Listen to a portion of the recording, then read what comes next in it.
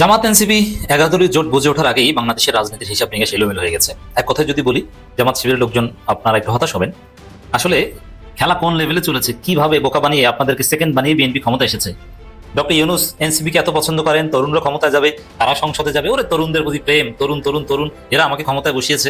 কিন্তু এই ইউনূস যে কি ঘটিয়েছেন, কিভাবে কি বিএনপিকে ক্ষমতা এনে দিয়েছে, হ্যাঁ, জামাত এনসিপি বুঝতেই পারেনি, এখন আহতাশ করছে। কিভাবে তাদেরকে পদে পদে সেকেন্ডে সেকেন্ডে বোকা বানানো হচ্ছে। অনেকটা কিং কর্তব্য বিমূল। রাজনীতি যে আসলে কতটা নোংরা খেলা, এটা যে আসলে ভালো মানুষের কাজ না। জামাত ভালো মানুষ, ভালো মানুষের দল, সৎ লোকের শাসন চাই। আসলে সৎ লোকের জন্য এই রাজনীতির গ্রাউন্ড না, এই গ্রাউন্ডে হচ্ছে নষ্ট পচা। বাংলাদেশের রাজনীতিতে যে ঘটনাগুলো ঘটলো, এখানে কিছু বিশ্রী ঘটনা ঘটেছে যেগুলো ঘটার কথা ছিল না। এইগুলো দেখে শুনে খবরগুলো যখন দেখছিলাম, বক্তব্যগুলো যখন শুনছিলাম, তখন আসলে মনটা খুবই খারাপ হয়ে গেল। এইগুলো দেখার জন্য এরকম একটা স্বৈরাচার এখান থেকে হটানো হয়েছে। প্রায় 2000-এর মতো ছাত্র জনতা, শিশু, কিশোর, নারী, পুরুষ, বৃদ্ধ তাদের জীবন দিয়েছে এবং 50,000-এর মতো পঙ্গুত্ব বরণ করেছে এই জিনিসগুলো দেখার জন্য। এবং এতদিন ধরে আমরা যাকে নিরপেক্ষ বিশ্লেষক মনে করতাম, সেই ডক্টর জাহিদুর রহমান, তাকেও দেখলাম উপদেষ্টা পদে নিয়োগ দেওয়া হলো। তাহলে এবার বুঝেন যে নিরপেক্ষ বিশ্লেষকের আড়ালে ডক্টর জাহিদুর রহমান কার পারপাস সার্ভ করতেন। হ্যাঁ, তো তারেক রহমান যাকে ভালো মনে করেছেন, নিয়োগ দিয়েছেন। বিএনপির ভিতরে কার কি অবদান, কার কি ত্যাগ, তিনি ভালো জানেন, আমাদের চেয়ে কোনো সন্দেহ নাই। এটা নিয়ে আমার কোনো প্রশ্ন নাই। কিন্তু সবচেয়ে বেশি অবাক হয়েছি আমি ইউনূস সরকারের আমলে রোহিঙ্গা বিষয়ক হাই রিপ্রেজেন্টেটিভ পদ একটা পালন করা এবং পরবর্তীতে জাতীয় নিরাপত্তা উপদেষ্টা হিসাবে নিয়োগ দেওয়া খলিলুর রহমানকে আবার এই নতুন তারেক সরকার পররাষ্ট্রমন্ত্রী পদে নিয়োগ দিয়েছে। এবং এই পররাষ্ট্রমন্ত্রী কিন্তু খুবই উচ্চ পর্যায়ের একজন মন্ত্রী, ক্ষমতা সম্পন্ন। সেই পররাষ্ট্র মন্ত্রণালয়ের মন্ত্রী হিসাবে খলিলুর রহমানকে নিয়োগ দিয়েছেন তারেক রহমান। সংবিধান সংস্কার পরিষদের শপথ নিল না, এটা গণভোটের যে গণরায় এসেছে হ্যাঁ পক্ষে, সংস্কারের পক্ষে, সেই রায়কে বৃদ্ধাঙ্গুলি দেখানো হয়েছে এবং প্রতিশ্রুতি ভঙ্গ করা হয়েছে। সরকার গঠনের প্রথম দিনই যারা প্রতিশ্রুতি ভঙ্গ করলো, তাদের কাছ থেকে এই দেশ জাতি বা আমরা কি আশা করব, সেটা সবার মনে প্রশ্ন তৈরি হয়েছে। এবং এটা শুধু রাজনৈতিক প্রতিশ্রুতি ভঙ্গ নয়, এটা কিন্তু আইনি সংকট এবং জটিলতা তৈরি করেছে। হ্যাঁ মির্জা ফখরুল, আমরা পিছনেই যাইতে চাই। আমরা সেই পিছনে যাইতে চাই যেখানে রাষ্ট্রের শক্তি ছিল ইনসাফ, আইনের শক্তি ছিল নৈতিকতায়, আর রাজনীতির মাপকাঠি ছিল সৃষ্টিকর্তার প্রতি নত হওয়ার ক্ষমতা। আর আপনাদের সামনে যাওয়া যদি হয় লুটের স্বাধীনতা, জয়ের শাসন আর মিথ্যাকে নীতিতে পরিণত করা, তাহলে হ্যাঁ, আমরা সেই সামনে যাওয়া চাই না। আমরা ফিরে যেতে চাই খেলাফায়ে রাশেদিনের সেই ন্যায় ভিত্তিক শাসনে, যেখানে ক্ষমতা ছিল ইবাদত আর রাষ্ট্র ছিল মানুষের আমানত। জামাত বউয়ের একটা কথা আছে, অপমান হচ্ছে পলিথিনের মতো। মানে ভাবি কয় আর কি, শোনো, অপমানটা হচ্ছে পলিথিনের মতো। আমি কেন পলিথিনের সাথে তুলনা করলাম? যে এটা তুমি মাটির নিচে যত বছরই চাপা দাও, ফসে না, ফসে না, ভিতরে থাইকা যায়। আর আজকে এই ঘটনার বাস্তব প্রমাণ আমি আপনাদের সামনে দিচ্ছি। ক্ষমতায় বসে যারা জুলুম করেন, আমাদের বাংলাদেশের রাজনৈতিক নেতাদের, কর্মীদের মধ্যে বা নেতাদের মধ্যে একটা প্রবণতা আছে, বা প্রশাসনে এটা ঘটে, মনে হয় যে যেই সরকারটা বসছে এইটা উচ্ছেদ হবে না, উনারাই সারা জীবন থাকবে, দেশের মানুষ তাদেরকে ভোট দেবে। কিন্তু এই দেশ ইতিহাস সাক্ষী, জোর করে ক্ষমতায় না থাকলে এক সরকার দুইবার টিকে নাই কখনো। গণভোটের ফলের কার্যকারিতা স্থগিত চেয়ে দায়ের করা রিট আবেদনকে চ্যালেঞ্জ করে আদালতে লড়ার ঘোষণা দিয়েছেন বাংলাদেশের সুপ্রিম কোর্টের সিনিয়র আইনজীবী অ্যাডভোকেট শিশির মনির। মঙ্গলবার নিজের ভেরিফাইড ফেসবুক পেজে দেওয়া এক পোস্টে তিনি বলেন, এই রিট মামলা আদালতেই মোকাবেলা করা হবে। তিনি বলেন, গণভোটের ফলাফলের কার্যকারিতার উপর নিষেধাজ্ঞা চেয়ে দায়ের করা রিট মামলা আমরা আদালতে মোকাবেলা করা হবে। এর আগে গত 12 ফেব্রুয়ারি অনুষ্ঠিত গণভোটের বৈধতা চ্যালেঞ্জ করে এবং 13 ফেব্রুয়ারি ঘোষিত ফল বাতিল চেয়ে হাইকোর্টে একটি রিট দায়ের করা হয়। মঙ্গলবার সুপ্রিম কোর্টের আইনজীবী এবিএম আতাউল মজিদ তৌহিদ জনস্বার্থে এই রিট আবেদন করেন। রিটে প্রধান নির্বাচন কমিশনার, মন্ত্রিপরিষদ সচিব ও আইন সচিবকে বিবাদী করা হয়েছে। দেখেন, জামাতের সাথে ইউনূসের কি মিঠে মিঠে কথা, বিশেষ করে এনসিপির সাথে কি গলায় গলায় খাতির, এবং বিএনপি কত সুন্দর কথা। হ্যাঁ, অক্ষরে অক্ষরে জুলাই সনদ বাস্তবায়ন করবো।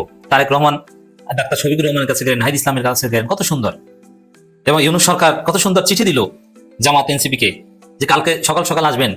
সে চিঠি কবি আমাদেরকে অনেকে পাঠিয়েছেন, দাওয়াতও দিয়েছিলেন যে আসেন ভাই, যাই, শপথ নিতে আসেন, সাথে চলেন পাস। তো দর্শক, কিসের চিঠি?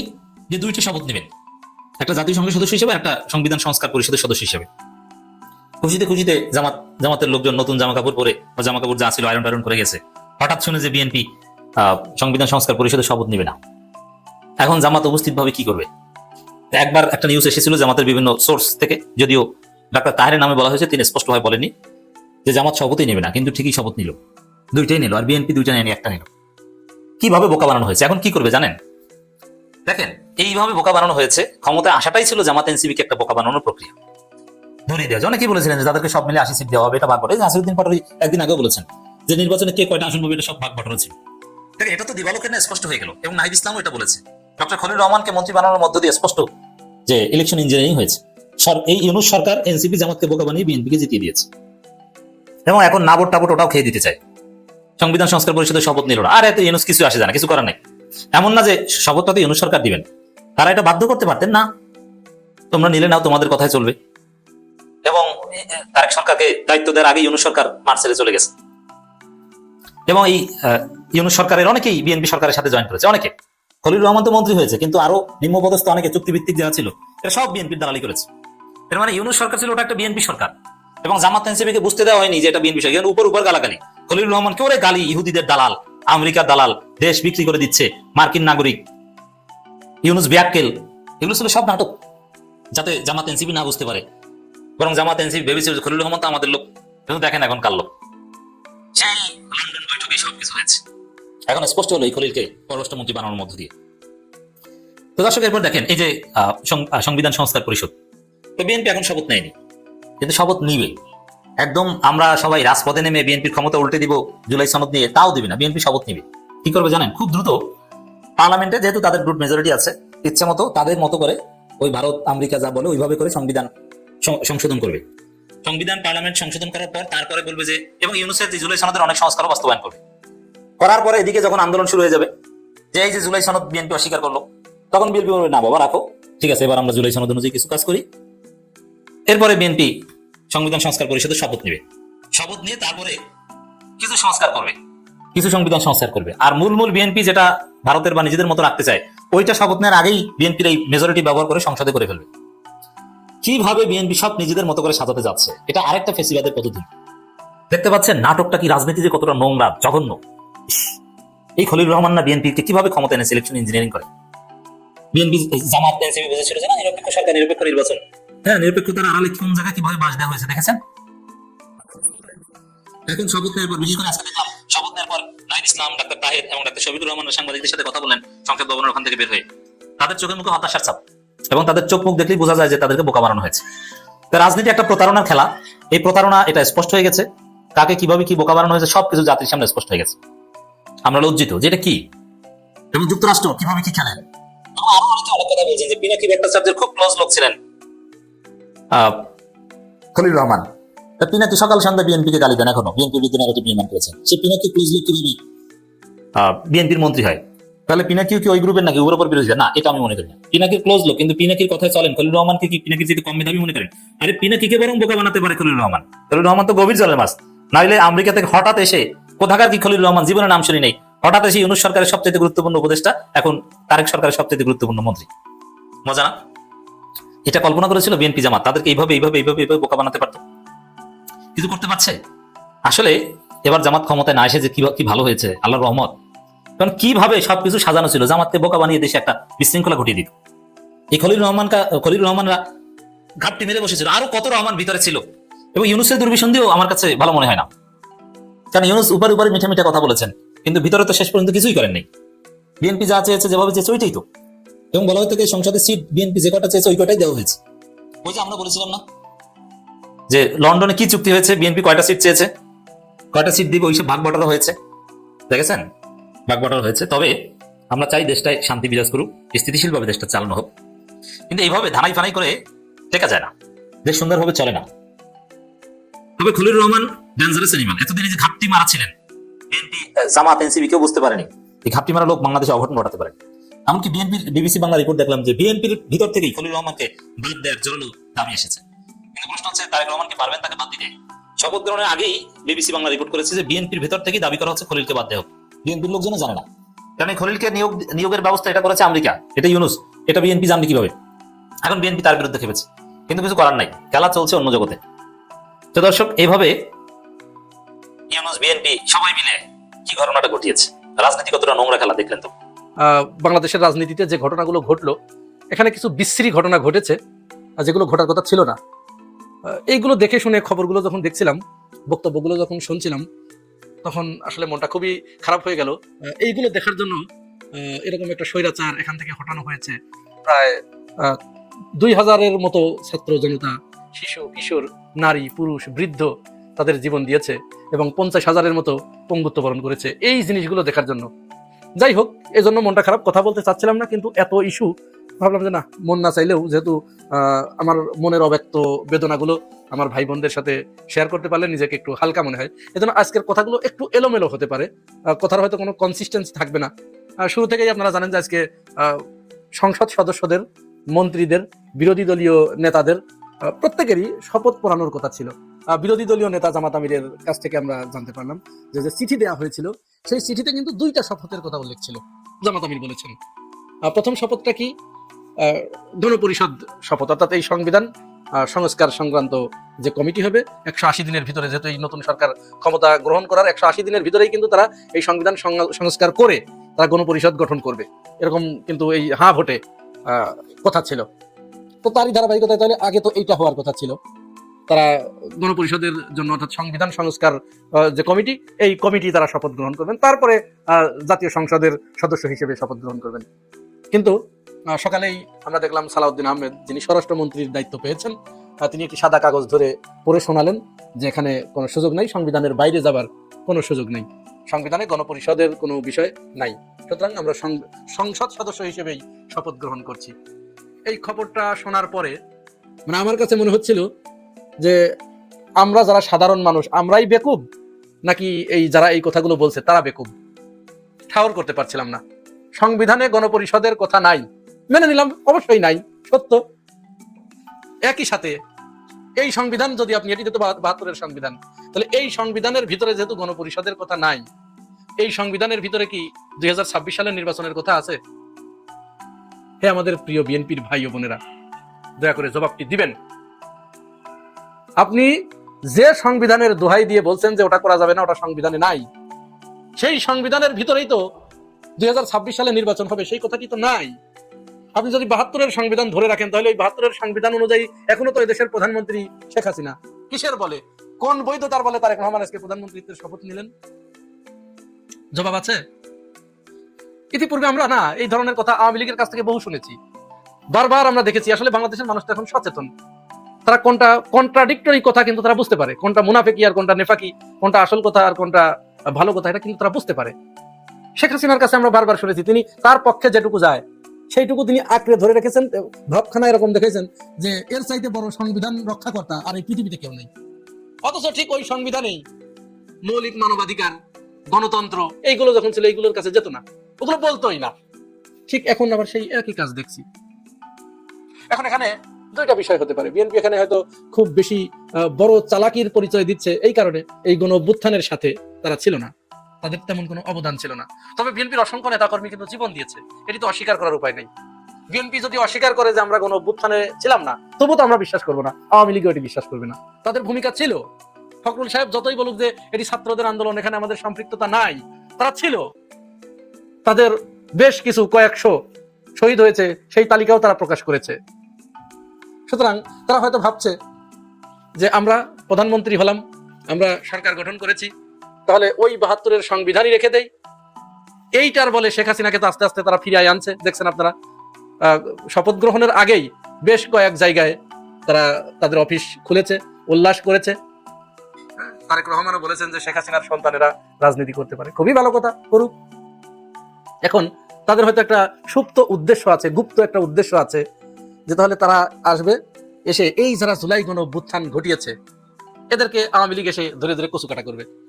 তো যখন এরা এদেরকে ধরে ধরে কচুকাটা করবে আমাদের কোনো শক্তি খরচ করা ছাড়াই, তাহলে একটা পক্ষ যারা কোথায় কোথায় জুলাই গণ অভ্যুত্থান, জুলাই জুলাই জুলাই জুলাই সনদ ও নিয়ে মাঠে নামতো বা গোলা দরাজ করতো, তাহলে এরা সাইজ হয়ে গেল। তো এরা যখন সাইজ হয়ে গেল, তাহলে এদেরকে তাড়াতে পারলাম। এরা যখন তাড়িয়ে যাবে, তখন ওই আওয়ামী লীগ আর আমরা বিএনপি মিলে জামাত ইসলামকে এখান থেকে নাই করে দেবো, এদেরকেও সাইজ করবো। ঠিক যেভাবে আওয়ামী লীগ তো আগে একা করেছিল, এখন আমরা আওয়ামী লীগ এবং বিএনপি 2 জন মিলে জামাত ইসলামকে ঠেঙাবো, ব্যাস। তাহলে জামাত ইসলামও চলে গেল, এখন থাকলো সামনে শুধুমাত্র আওয়ামী লীগ। তো আমরা যেহেতু 2/3 বেশি আসন পেয়েছি, আমরা এরকম 20-50 বছর আওয়ামী লীগকে ঠেকিয়ে রাখবো, আওয়ামী লীগকে ঠেকিয়ে রেখে তাদেরকেও এরকম পেটাবো। শেখ হাসিনা তো আর আসতে পারছে না, পিটিয়ে পিটিয়ে আমরা মোটামুটি ক্ষমতা পাকাপোক্ত করে ফেলবো। আর জুলাই সনদ টনদ ওসব কিচ্ছু না, ওইগুলো যদি বাস্তবায়ন করতে যাই তাহলে তারেক রহমান তো 10 বছরের বেশি প্রধানমন্ত্রী থাকতে পারবেন না, এটা তো মানা যায় না। প্রধানমন্ত্রী এবং রাষ্ট্রপতির ভিতরে একটা ক্ষমতার ভারসাম্য আনার কথা বলা হয়েছে, এটিও করা যাবে না, একচ্ছত্র ক্ষমতার মালিক থাকতে হবে। এরপরে আরো যে সমস্ত জিনিসগুলো আছে তখন এগুলো তারা একা একা করে চলে যাবে, এটি তাদের মূলত উদ্দেশ্য। কিন্তু বিএনপি এই চিন্তাটা তাদের মাথায় আসে নাই যে তারা এই কাজ করতে যেয়ে আস্তে আস্তে তাদের গোলাকে আওয়ামী লীগের ফাঁসি, আওয়ামী লীগ তো ফাঁসির দড়ি হাতে করে নিয়ে কিন্তু দাঁড়িয়ে আছে, তাদের দুই হাতে দুইটা ফাঁসির দড়ি। যখন তারা ওই হাসনাত আব্দুল্লাহদের অর্থাৎ জুলাই যোদ্ধাদের ফাঁসি দেবে এক দড়িতে, আরেকটা দড়ি তার হাতে আছে না, ওই দড়িটা কার জন্য? হাসনাত আব্দুল্লাহরা শেখ হাসিনাকে সরিয়ে দিয়ে যে অপরাধ করেছে, যে পাপ করেছে, বিএনপি ওইটার বিকল্প হওয়ার কারণে ঠিক একই পাপ করেছে আওয়ামী লীগের কাছে। বিএনপি যদি এই সময় ক্ষমতা গ্রহণ না করতো তাহলে তো এলোমেলো হতো, তাহলে আওয়ামী লীগ আসতো, অর্থাৎ তাদের বাড়া ভাতে ছাই দিয়েছে কে? বিএনপি। সুতরাং ইউনূস বলেন, বিএনপি বলেন, জুলাই যোদ্ধা বলেন, এই আওয়ামী লীগ যদি কোনোদিন ফিরে আসে কাউকে ছাড়বে না। বিএনপি যতই এখন ভাবুক আওয়ামী লীগ শুধু ওদেরকে মারবে, আমাদের কিচ্ছু বলবে না, গালে চুমা দেবে, সেই আশাই আগাতে থাকেন। খারাপটা বেশি লেগেছে যে এই বিএনপি জনগণের কাছে বারবার জুলাই সনদের সেখানে স্বাক্ষর করেছে, তারা জুলাই সনদ নিয়ে অনেক নাটক করেছে, সংস্কার কমিশনে তারা এসেছে, চা খেয়েছে, লাঞ্চ করেছে, ডিনার করেছে, আর এখন তারা মূলত 2/3 আসন বাগিয়ে নিয়েছেই এই কাজ করার জন্য। অর্থাৎ তারা এর কোনো কিছুই যাতে তাদের পালন না করতে হয়, তাদের বিরোধী দলও যাতে একদম নরম হয়, দুর্বল হয়, যাতে সরকারি দলের কোনো কাজে, কোনো অন্যায় কাজে যেন এরা বাধা না দিতে পারে, এই পরিকল্পনার ভিতরে থেকেই কিন্তু তারা 2/3 আসন বাগিয়ে নিয়েছে। আর এই কাজটি কে করে দিয়েছে? এই কাজটি করে দিয়েছে এই যে আমাদের খলিলুর রহমানরা।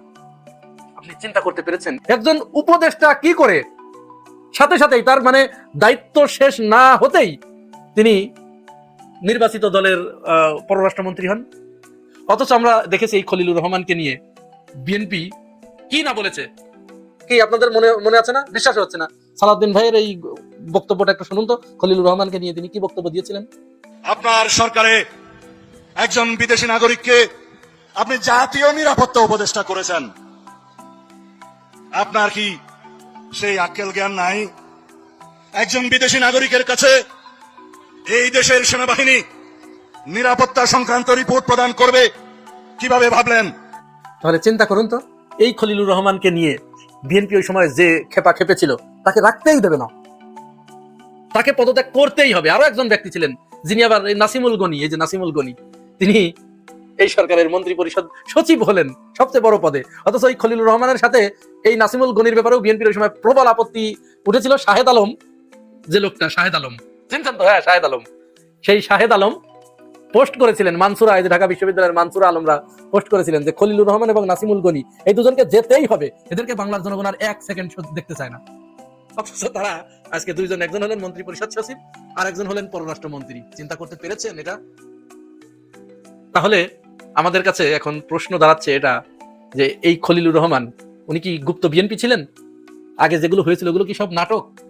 খলিলুর রহমানকে দিয়ে খলিলুর রহমান কয়েকদিন আগে ভারতে গেল না? তো অনেকেই ধারণা করছে যে ভারত এবং আমেরিকা এই দুইজনকে খুব সুন্দরভাবে ম্যানেজ করে তারপরে সেই পরিকল্পনা অনুযায়ী এখানে চমৎকার একটা নির্বাচন, প্রি প্ল্যান নির্বাচন, যে নির্বাচনে কাকে কত আসন দিতে হবে, কাকে কাকে ফেল করাতে হবে, কোথায় কোথায় ফেল করাতে হবে, সমস্ত প্ল্যান করে তিনি একটি নির্বাচন দিয়েছেন। আর সেই নির্বাচিত সরকারের পররাষ্ট্র মন্ত্রণালয়ের দায়িত্ব পেলেন খলিলুর রহমান। এবং এতদিন ধরে আমরা যাকে নিরপেক্ষ বিশ্লেষক মনে করতাম সেই ডক্টর জাহিদুর রহমান, তাকেও দেখলাম উপদেষ্টা পদে নিয়োগ দেওয়া হলো। এবার বুঝেন যে নিরপেক্ষ বিশ্লেষকের আড়ালে ডক্টর জাহিদুর রহমান কার পারপাস সার্ভ করতেন। হ্যাঁ, তো তারেক রহমান যাকে ভালো মনে করেছেন, নিয়োগ দিয়েছেন, বিএনপির ভিতরে কার কি অবদান, কার কি ত্যাগ তিনি ভালো জানেন, আমাদের চেয়ে কোনো সন্দেহ নাই, এটা নিয়ে আমার কোনো প্রশ্ন নাই। কিন্তু সবচেয়ে বেশি অবাক হয়েছি আমি ইউনূস সরকারের আমলে রোহিঙ্গা বিষয়ক হাই রিপ্রেজেন্টেটিভ পদ দায়িত্ব পালন করা এবং পরবর্তীতে জাতীয় নিরাপত্তা উপদেষ্টা হিসাবে নিয়োগ দেওয়া খলিলুর রহমানকে আবার এই নতুন তারেক সরকার পররাষ্ট্রমন্ত্রী পদে নিয়োগ দিয়েছে। এবং এই পররাষ্ট্রমন্ত্রী কিন্তু খুবই উচ্চ পর্যায়ের একজন মন্ত্রী, ক্ষমতা সম্পন্ন। সেই পররাষ্ট্র মন্ত্রণালয়ের মন্ত্রী হিসাবে খলিলুর রহমানকে নিয়োগ দিয়েছেন তারেক রহমান। এখন প্রশ্ন হচ্ছে যে বিএনপিতে কি এমন লোক নাই যে পররাষ্ট্রমন্ত্রী হওয়ার যোগ্য? অবশ্যই আছে। আমির খসরু মাহমুদ চৌধুরী, যিনি কিনা বিএনপির আন্তর্জাতিক বিষয়ক সম্পাদক ছিলেন এবং তিনি বিএনপি পক্ষ থেকে এই পররাষ্ট্র বিষয়গুলো দেখে ভালো করতেন। এছাড়া আরো অনেকে আছে, কিন্তু প্রশ্ন হচ্ছে যে বিএনপির ভিতরে এত লোক থাকতে তারেক রহমান কেন এই খলিলুর রহমানকেই পররাষ্ট্রমন্ত্রী হিসেবে নিয়োগ দিলেন? এবং আরো একটা প্রশ্ন হচ্ছে যে যেই লোকটা ইউনূস সরকারের আমলে একজন মন্ত্রী ছিল এবং যেই ইউনূস সরকার কিনা নিরপেক্ষ থাকার কথা, একটা নিরপেক্ষ সরকারের একজন মন্ত্রী পদমর্যাদার জাতীয় নিরাপত্তা উপদেষ্টা, তিনি যখন নবনির্বাচিত তারেক রহমানের মন্ত্রিসভায় শপথ গ্রহণ করলেন, তখন প্রশ্ন আসে যে ইউনূস সরকার কি আদৌ নিরপেক্ষ ছিল? আসলে কি কোনো ইলেকশন ইঞ্জিনিয়ারিং হয়েছে? নির্বাচন হওয়ার মাস দুয়েক আগেই আসিফ মাহমুদ, সজীব ভুঁইয়া এবং মাহফুজ আলম তাদেরকে জোর করে পদত্যাগে বাধ্য করা হলো এবং বলা হলো যে এরা যদি পদত্যাগ না করে তাহলে নির্বাচনের নিরপেক্ষতা নিয়ে একটা সন্দেহ হবে যে ডক্টর ইউনূস সরকার নিরপেক্ষ না। সুতরাং যেসব উপদেষ্টারা নিরপেক্ষ না তাদের একটা দলের সঙ্গে কানেকশন আছে, সেই সব উপদেষ্টাদেরকে নির্বাচনের আগে সরিয়ে দিতে হবে এবং এই কারণেই আসিফ মাহমুদ, সজীব ভুঁইয়া এবং মাহফুজ আলমকে পদত্যাগ করার জন্য চাপ দেওয়া হয় এবং তারা পদত্যাগ করেন। এর ভিতরে মাহফুজ আলম নির্বাচন করেননি, কিন্তু আসিফ মাহমুদ তিনি এনসিপির মুখপাত্র হিসেবে যোগ দিয়েছেন। এটা করে ইউনূস সরকার দেখিয়েছে যে তারা একটি নিরপেক্ষ সরকার, যারা কিনা নিরপেক্ষভাবে নির্বাচন অনুষ্ঠানের আয়োজন করবে। কিন্তু সেই সরকারের একজন মন্ত্রী পদমর্যাদার জাতীয় নিরাপত্তা উপদেষ্টা তিনি যখন সরাসরি গতকালকে ছিলেন ইউনূস সরকারের মন্ত্রী, আজকে হলেন তারেক রহমানের মন্ত্রী, তখন একটা বিশাল প্রশ্ন জাগে যে কেন তাকে নিয়োগ দেওয়া হলো? তারেক রহমান কি স্বেচ্ছায় নিয়োগ দিয়েছেন নাকি বাধ্য হয়েছেন? এখানে কি ডিপ স্টেট কাজ করতেছে নাকি মার্কিন চাপে তিনি কাজ করতে বাধ্য হয়েছেন? সেই আলোচনায় আমি আসবো। দেখুন, গত বছরের মে মাসে এই খোদ বিএনপি, যে বিএনপি এখন ক্ষমতায়, সে বিএনপি অভিযোগ করেছিল যে ইউনূস সরকারের 3 জন উপদেষ্টাকে পদত্যাগ করতেই হবে, আসিফ মাহমুদ, সজীব ভুঁইয়া, মাহফুজ আলম এবং খলিলুর রহমান, এবং বলতেছে যে এই 3 জন উপদেষ্টা নিরপেক্ষ নন এবং তারা দেশের স্বার্থে কাজ করছেন না, নিরপেক্ষ নির্বাচনের জন্য তারা কাজ করছেন না। এবং আমাদের খেয়াল আছে কিনা জানি না যে বার্মা সীমান্তে মানবিক করিডোর দেওয়ার জন্য খলিলুর রহমান নাকি আমেরিকার সঙ্গে চুক্তি করেছেন, যেটা আমরা শুনলাম পররাষ্ট্র উপদেষ্টা তৌহিদ হোসেনের মুখে। এবং কাগজে কলমে পররাষ্ট্র উপদেষ্টা তৌহিদ হোসেন হলেও অনবরত খলিলুর রহমান তার কাজে নাক গলাতেন এবং দুজনের ভিতরে ভালো সম্পর্ক ছিল না। এবং এই খলিলুর রহমানের উপর কিন্তু ভারত খুব ক্ষিপ্ত ছিল না। সেই সময় যখন মিয়ানমারে মানবিক করিডোর দেওয়ার প্রসঙ্গ উঠে, তখন কিন্তু সেনাপ্রধান জেনারেল ওয়াকারুজ্জামান এবং বিএনপি এর সরাসরি বিরোধিতা করেছিল এবং এই খলিলুর রহমানের পদত্যাগ চেয়েছিল। এবং বিএনপির স্থায়ী কমিটির নেতা সালাউদ্দিন আহমেদ, যিনি কিনা বিএনপির ভিতরে অত্যন্ত প্রভাবশালী, তিনি স্পষ্ট বলেছেন যে এই খলিলুর রহমানকে উপদেষ্টা পরিষদ থেকে বাদ দিতে হবে। এবং সম্ভবত খুলনা এক জনসভায় তিনি কি বলেছিলেন, চলুন একটু শুনে আসি। আপনার সরকারে একজন বিদেশি নাগরিককে আপনি জাতীয় নিরাপত্তা উপদেষ্টা করেছেন, আপনার কি সেই আকেল জ্ঞান নাই? একজন বিদেশি নাগরিকের কাছে এই দেশের সেনাবাহিনী নিরাপত্তা সংক্রান্ত রিপোর্ট প্রদান করবে, কিভাবে ভাবলেন? দেখুন, স্থায়ী কমিটির সদস্য সালাউদ্দিন আহমেদ, যিনি কিনা স্বরাষ্ট্রমন্ত্রী পদে নিয়োগ পেয়েছেন, তো এই সালাউদ্দিন আহমেদ তিনি কিন্তু অপ্রয়োজনীয় কথা বলেন না, বকারণে কথা বলেন না, খুব স্বল্পভাষী। তার মতো লোক যখন এই বিদেশি একজন নাগরিককে ডক্টর ইউনূস নিরাপত্তা উপদেষ্টা নিয়োগ দিল, তখন এই সালাউদ্দিন আহমেদ ইউনূস সরকারের কাণ্ডজ্ঞান নিয়ে প্রশ্ন তুলেছেন। তাহলে এখন তারেক রহমানের কাণ্ডজ্ঞান নিয়ে কি আমাদের প্রশ্ন তোলা উচিত না? আহমেদ বলতেছেন খলিলুর রহমান একজন বিদেশি নাগরিক, কিন্তু আমি যতটুকু অনুসন্ধান করে জেনেছি, মানে খলিলুর রহমান বিদেশি নাগরিক এটাও প্রমাণ করা যাবে না, আবার তিনি যে বিদেশি নাগরিক না এটাও প্রমাণ করা যাবে না। তিনি আমেরিকা দীর্ঘদিন ছিলেন, তিনি জাতিসংঘ সহ অনেক বড় বড় উচ্চ পর্যায়ে কাজ করেছেন, তার যোগ্যতা নিয়ে কোনো সন্দেহ নাই। এবং ইউনূস সরকারের আমলে তিনি একাই পররাষ্ট্র, বাণিজ্য সবকিছু সামলাতেন এবং তিনি আমেরিকার সঙ্গে যে ডিলটা করেছেন সেটাও খুব ভালো। এবং ইউনূস সরকারের যে অর্থনৈতিক সাফল্য, এটার পিছনেও তার অবদান। কিন্তু তিনি আমেরিকা দীর্ঘদিন থাকলেও তিনি কিন্তু আমেরিকাতে কোনো ভোট প্রদান করেননি। হ্যাঁ, তার পরিবার ভোট দিয়েছে, তিনি ভোট দেননি। সুতরাং তিনি যে মার্কিন নাগরিক এটা আসলে প্রমাণ করা যাবে না। তারপরেও যদি ধরেও নেই যে মার্কিন নাগরিক, তাহলে যেই বিএনপি একজন বিদেশি নাগরিককে জাতীয় নিরাপত্তা উপদেষ্টা পদে ইউনূস সরকার নিয়োগ দেওয়ার কারণে ইউনূস সরকারের কাণ্ডজ্ঞান নিয়ে প্রশ্ন তুলেছে যে সেনাবাহিনী কিভাবে একজন বিদেশি নাগরিক আছে তাদের স্পর্শকাতর বিষয় শেয়ার করবে, সেই বিএনপি এখন তাকে খোদ পররাষ্ট্র মন্ত্রী হিসাবে নিয়োগ দিল। তাহলে কাণ্ডজ্ঞান কার কম, ডক্টর ইউনূসের নাকি তারেক রহমানের? এখন আসল কথায় আসি।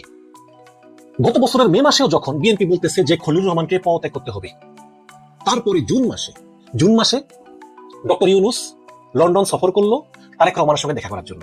এবং তখন কিন্তু এই খলিলুর রহমানই ডক্টর ইউনূস যে হোটেলে ছিলেন, ডরচেস্টার হোটেল, সেই হোটেলের নিচে গিয়ে তারেক রহমানকে রিসিভ করে উপরে নিয়ে আসেন।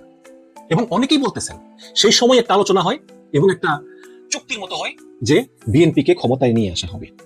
এবং সেই সময় আমেরিকার মধ্যস্থতায় একটা কথা হয় যে ক্ষমতায় বিএনপি আসুক, জামাত আসুক, যেই আসুক, এই খলিলুর রহমানকে পররাষ্ট্রমন্ত্রী পদে নিয়োগ দিতে হবে। আপনাদের খেয়াল আছে কিনা জানি না, তৎকালীন মার্কিন রাষ্ট্রদূত ট্রেসি অ্যান জ্যাকবসন, সেই মহিলা 2 বার গিয়ে লন্ডনে তারেক রহমানের সঙ্গে বৈঠক করেছেন এবং বলা হয় যে ব্রিটিশ হাইকমিশনার সারা কুক তিনিও তারেক রহমানের সঙ্গে লন্ডনে বৈঠক করেছেন। আমরা জানি না কি কথা হয়েছে, কিন্তু প্রশ্নটা কি স্বাভাবিক না? আমেরিকা বা পশ্চিমারা এই খলিলুর রহমানকে আসলে কন্টিনিউ করার জন্য তারেক রহমানকে প্রেসার দিয়েছেন, এবং এই কারণেই প্রশ্ন উঠছে যে তারেক রহমান নিজের ইচ্ছায় খলিলুর রহমানকে পররাষ্ট্রমন্ত্রী নিয়োগ দিয়েছেন নাকি তিনি বাধ্য হয়েছেন। খলিলুর রহমানকে কিন্তু লবির লোক ধরা হয় এবং অনেকেই মনে করেন ডক্টর ইউনূস নয় মাত্র প্রধান হলেও সরকার কিন্তু পরিচালনা করতেন খলিলুর রহমান নেপথ্যে থেকে, এবং ইউনূস সরকারের ভিতরে যেটা ডিপ স্টেট ছিল, অনেকে বলে না অমুক গ্যাং তমুক গ্যাং, সেই ডিপ স্টেটের অন্যতম সদস্য ছিলেন এই খলিলুর রহমান।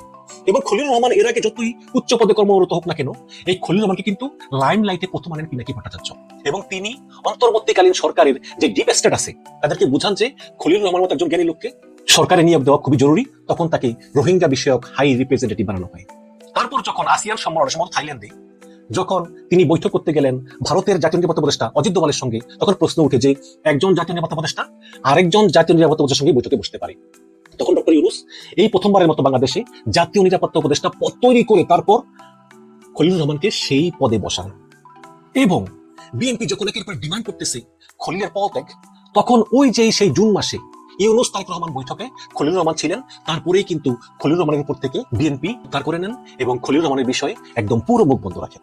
এবং ধারণা করা হয় যে আমেরিকা এবং পশ্চিমের মধ্যস্থতায় তারেক রহমানকে শর্ত দেওয়া হয় যে আপনি যদি এই নির্দেশগুলো মানেন এবং সরকার গঠন করলে খলিলুর রহমানকে পররাষ্ট্রমন্ত্রী পদে মেনে নেন, তাহলেই আপনি দেশে যেতে পারবেন। আপনার খেয়াল আছে না, তারেক রহমান ফেসবুকে বলেছিলেন যে আমার দেশে আসা আমার উপর নির্ভর করতেছেন। অনেক বিশ্লেষক মনে করেন যে তারেক রহমান যে নিজের ইচ্ছায় তিনি দেশে আসতে পারতেছেন না, একটা অদৃশ্য বাধা যেটা তিনি বলতেও পারতেছেন না বলে ফেসবুকে লিখেছেন, সেই বাধাটা দূর করে দিয়েছেন খলিলুর রহমান ভারত এবং আমেরিকার সঙ্গে বিভিন্নভাবে আলাপ করে এবং মধ্যস্থতা, এটা অনেকেই বলতেছেন। তো ফিরে আসি ডিপ স্টেট। তো এই খলিলুর রহমানকে পরিচালনা করতেন ডিপ স্টেটের পিনাকি ভট্টাচার্য সহ আরো অনেকে। কিন্তু সেই জুন মাসে যখন খলিলুর রহমান, তারেক রহমান, ডক্টর ইউনূস তারা লন্ডনে বৈঠক করলেন, তারপর থেকেই খলিলুর রহমান এই ডিপ স্টেটের সঙ্গে, এই ছোটনদের সঙ্গে সকল সম্পর্ক ছিন্ন করে ফেলেন। এবার আপনারা খেয়াল করবেন যে পিনাকি ভট্টাচার্য, তারপর ইলিয়াস হোসেন, এরা কিন্তু শেষ পর্যন্ত এই খলিলুর রহমানের বিরুদ্ধে কথা বলা শুরু করেছিলেন, এবং আমার চ্যানেলে এসে গৌতম দাস তিনিও কিন্তু এই খলিলুর রহমানের বিরুদ্ধে অনেক কথা বলেছেন এবং সেই কথাগুলো যুক্তিসঙ্গত ছিল।